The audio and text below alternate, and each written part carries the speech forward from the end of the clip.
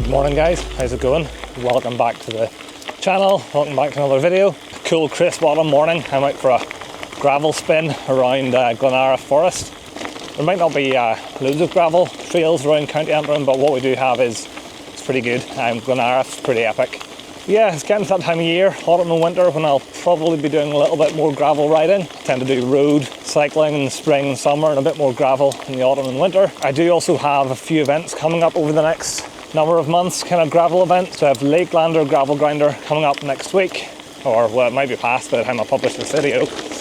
I have Dirty Reaver early in 2026, and then later in 2026 I have the Gralloch again. So yeah, a few gravel rides coming up, and I wanted to make a few upgrades and modifications to my gravel bike.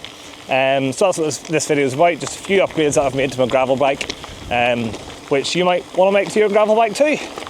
So stick around. Really helps the channel if you watch the video the whole way through. YouTube really seems to reward channels where the videos have good retention. So yeah, watching the video the whole way through is really helpful.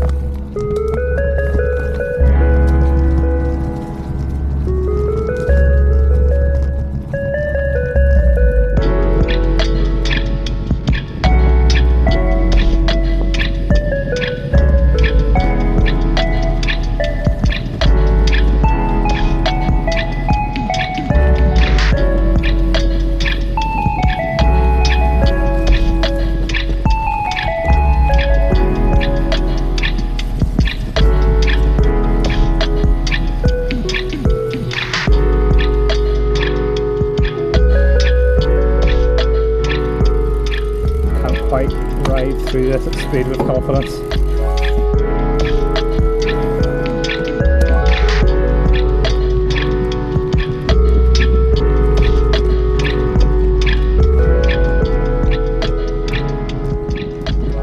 So you know that I ride the Fossil Causeway GR1 gravel bike.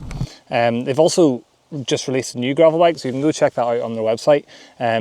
As well as that, there is a discount code in the description below for 5% off anything on the Fossil website. Tires, bottles, but also full frames and bikes. So yeah, feel free to use that discount code, and it is an affiliate link, so I do get a little bit of commission if you use that.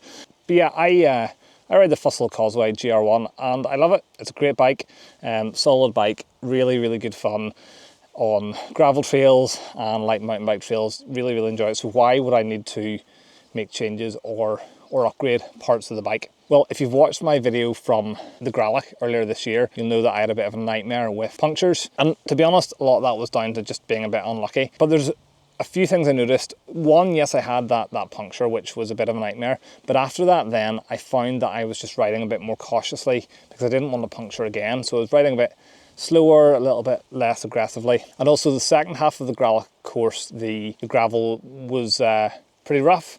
Not kind of the same smooth hard packed gravel it had been in the first half of the course. As well as that, around here, around Gralloch, Slievenora, Bannocker, different places that I ride my gravel bike around Northern Ireland, the gravel is pretty chunky. It's not nice, smooth, kind of hard packed gravel. It is pretty chunky gravel. There were a few things that I wanted to do to try and, I guess, improve the comfort of my ride and also the puncture resistance as best as possible. Those are the things that I'm trying to achieve with these upgrades.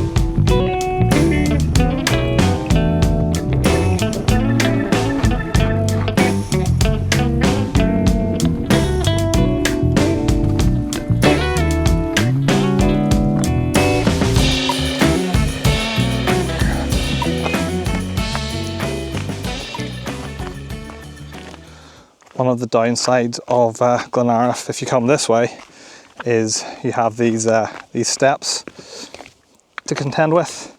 I had planned just to turn and ride back the way I came, but I want to go down the steps and on a little bit further.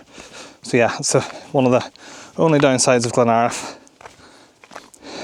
There's actually a Sportive coming this way this weekend.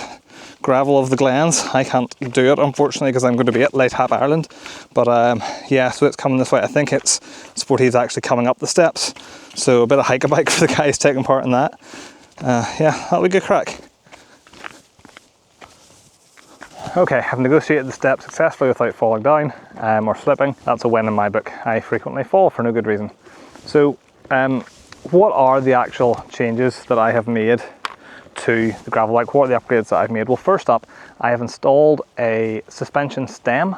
So I've installed the shock stop stem from Redshift. So effectively what it is a stem that you put on your bike which has a bit of flex, has a bit of play in it. And how it works is there's movement in the stem, and you put little elastomers inside the stem, and that controls how much the stem can compress. So I can get up to about 20 millimeters of travel with this stem, depending on what elastomers I use. Not as much as putting a suspension fork on, for example, but yeah, it should be a bit of an improvement. It comes with a little guide, so it tells you based on your weight and all that kind of stuff what elastomers you should use. The other change that I've made is I have installed 50mm tires. So I've swapped out my old 45mm tires for a set of 50mm tires. I've put on Schwalbe G1 RX Pro tires. You might be wondering why I've installed such big tires. Well, in theory, a bigger, wider tire means I can run tires at a lower pressure. And that does two things. Firstly, that's going to improve the comfort of the ride, especially when combined with the shock stop stem. The lower pressure and the shock stop stem should give me a more comfortable ride on some of the rough terrain, which in turn should allow me to roll a little bit faster, especially on some of the descents on rough gravel. The second thing that lower pressure does, and it seems slightly counterintuitive, is it actually will improve puncture resistance. In theory, you still run the risk of getting a pinch puncture if you're using inner tubes, but I'm running tubeless. That does mean I risk maybe burping the tire. That's where the bead comes off the rim, but I think that's probably unlikely. It should improve the general puncture resistance from sharps, which is what happened to me at the Gralloch. In my head, running a lower pressure would increase the risk of punctures, but apparently not. And actually, if you think of the example of a balloon, if you have a balloon that's really, really highly inflated and you touch it with, say, a pair of scissors, it's going to pop. Whereas if a balloon is only, partially inflated, the scissors aren't going to pop it just when you touch them against the balloon. So that's the theory. I guess we'll see how that works out in practice. One thing to watch out for if you are going to run wider tires on your gravel bike though is what tire clearance you have. My Fossil Causeway has tire clearance of 50 mils, and these are 50mm tires, so it's pretty tight. There's not much kind of leeway there.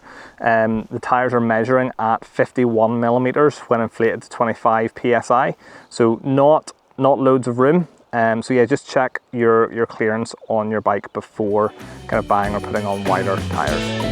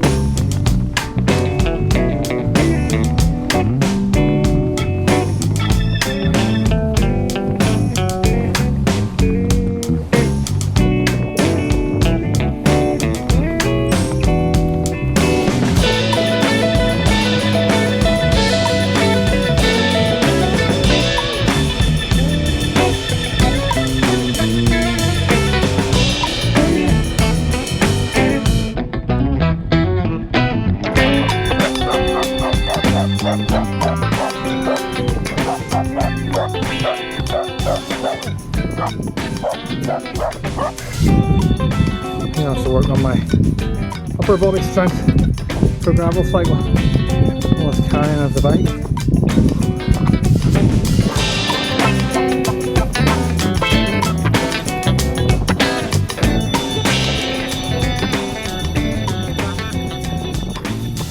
So I've only done a few miles today, but I can already feel the stem kind of flexing when I'm riding, which is a very surreal, weird feeling. But yeah, it seems to be taking some of the rough terrain out. I just come down a descent there, which will look perfectly flat on footage, but it's a really, really steep descent, and I've never really had the confidence just to go down it without kind of getting off and walking down before, due to the, I guess, the speed you pick up and how rough it is. But actually with the wider tyres and the stem, it has really given me a bit more confidence. So hopefully that's part of the plan. It will give me more confidence, especially on the descents. I should say as well, the stem wasn't sent to me by Redshift. The tyres weren't sent to me by Schwalbe. I've bought these with my own money. I don't earn that much from YouTube, and I don't get that many sponsorship deals or whatever. So yeah, these were bought with my own money.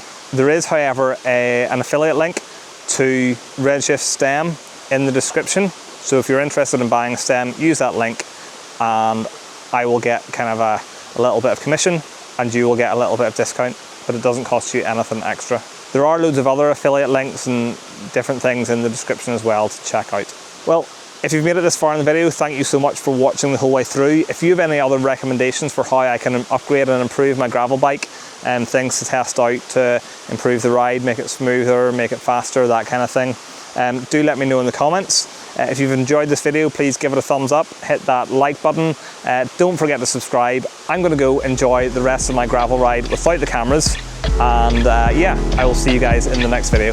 Bye bye.